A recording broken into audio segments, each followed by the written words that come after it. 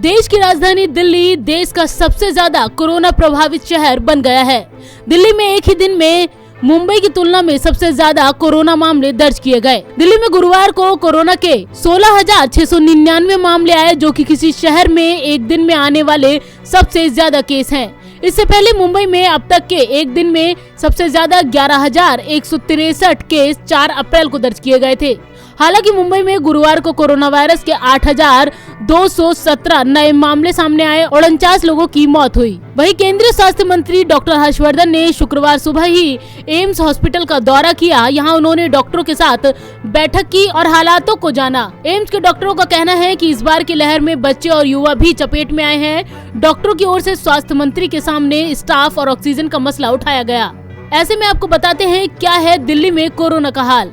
24 घंटे में कुल 16,699 केस सामने आए, जबकि इसी दौरान 112 लोगों की मौत हो गई। दिल्ली में अब तक कुल कोरोना के 7,84,137 हो चुके हैं। वहीं एक्टिव केसों की संख्या भी 54,309 हो चुकी है। राजधानी दिल्ली में कोरोना से अब तक कुल 11,652 लोगों की जान गई है। राजधानी में कोरोना के बढ़ते प्रकोप के बीच अहम फैसले भी लिए गए हैं। पहले ही नाइट कर्फ्यू लागू था, लेकिन अब वीकेंड कर्फ्यू भी लगा दिया गया है। शुक्रवार रात यानी कि आज 10 बजे से ही सोमवार सुबह 6 बजे तक वीकेंड कर्फ्यू रहेगा, जिसमें घरों से बाहर निकलने की मनाही होगी। सिर्फ जरूरी सेवाएं ही चालू रहेंगी।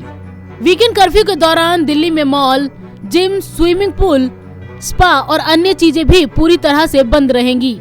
थिएटर सिर्फ 30% क्षमता के साथ चलेंगे, तो रेस्तरां में बैठकर खाना बैन है। सिर्फ होम डिलीवरी की सुविधा ही रहेगी। इसके अलावा अंतर्राज्यीय परिवहन सेवा, मेट्रो, डीटीसी की बसें आदि चलती रहेंगी। अगर किसी को अस्पताल जाना है, वैक्सीन लगवानी है, airport, bus stand, railway station जाना है तो उन्हें छूट मिलेगी। किसी का शादी का कार्यक्रम है तो उन्हें ई पास लेने होंगे, तब इजाजत मिल सकेगी।